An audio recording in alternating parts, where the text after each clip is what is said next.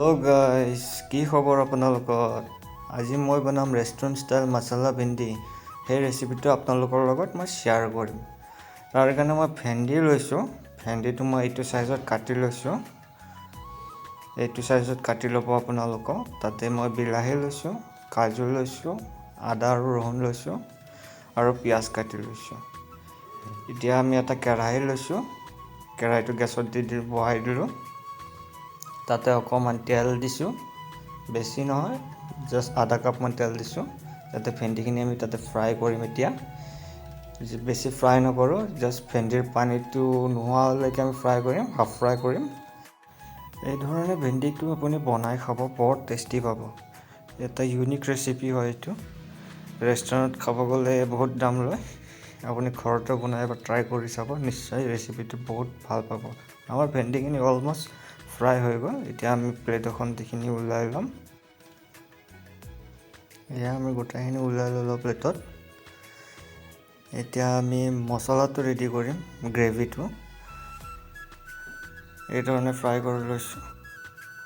এতিয়া গ্ৰেভি বনাবৰ কাৰণে তেল অকণমান দিছোঁ, তাতে পিঁয়াজ অকণমান দিম। পিঁয়াজটো আমি ফ্ৰাই কৰি ল'ম, বেছি ফ্ৰাই নকৰোঁ। মছলাটো আমি হাফ ফ্ৰাই কৰি কিনে আকৌ মিক্সিত পিচি ল'ম, সেইকাৰণে আমি হাফ ফ্ৰাই কৰিম। এই পিঁয়াজ দিলোঁ, তাতে অকণমান বিলাহী দিলোঁ। বিলাহীটো আমি হাফ ফ্ৰাই কৰি ল'ম। বেছি টাইম নলয়, 5 মিনিটমান ফ্ৰাই কৰিলে পানীটো নোহোৱা হৈ যাব। তেতিয়া আমি গম পাম যে আমাৰ হাফ ফ্ৰাই হৈ গৈছে।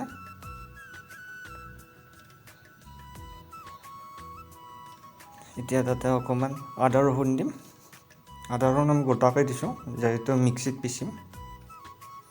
এতিয়া কাজুখিনি দি দিছোঁ। এতিয়া এইখিনি ভালকৈ ফ্ৰাই কৰি ল'ম।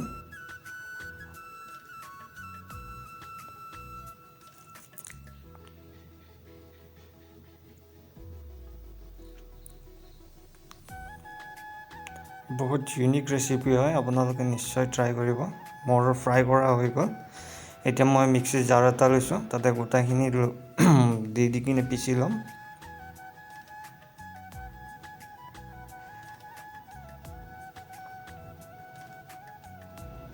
এয়া মিক্সিৰ জাৰত লৈ ল'লোঁ মই গোটাখিনি। এতিয়া এইখিনি ঠাণ্ডা হোৱাৰ পিছত মই পিচি ল'ম। এয়া মই ঠাণ্ডা হোৱাৰ পিছত পিচি ল'লোঁ। এই ধৰণে গ্ৰেভিটো দেখিবলৈ পাব। এতিয়া আকৌ কেৰাহীত অকণমান তেল লৈছোঁ,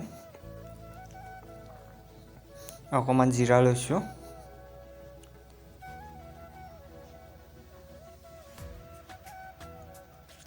ইয়াতে অকণমান পিঁয়াজ কাটি লৈছোঁ সৰু সৰুকৈ। এই পিঁয়াজখিনি দি দিলোঁ।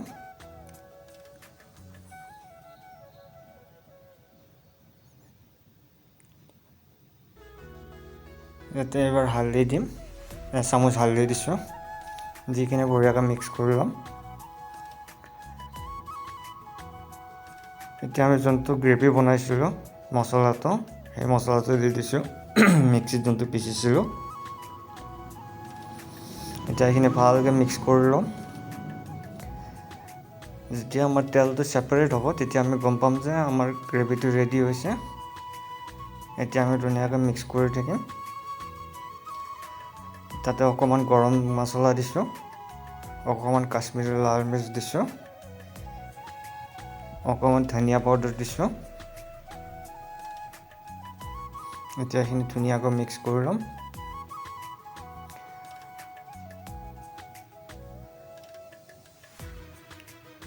এতিয়া মিক্স কৰি আছোঁ মই। আমাৰ অলম'ষ্ট ৰেডি বুলিয়ে ক'ব পাৰি মছলাটো। তেল ছেপাৰেট হ'ব ধৰিছে, এয়া চাব পাৰে। এতিয়া আমি ইয়াতে ভেন্দিখিনি দিম। এই ধৰণে যেতিয়া তেল ছেপাৰেট হয়, আপোনালোকে গম পাব যে মছলাটো ৰেডি হৈছে। মই এতিয়া ভেন্দিখিনি দি দিছোঁ। এতিয়া ভেন্দিখিনি দি কিনে বঢ়িয়াকৈ গ্ৰেভিটোৰ লগত মিক্স কৰি ল'ম।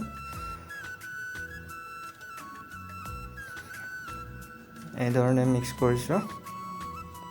তাতে অকণমান নিমখ দিছোঁ, সোৱাদ অনুসৰি নিমখ দিব আপোনালোকে আপোনাৰ টেষ্টৰ হিচাপত।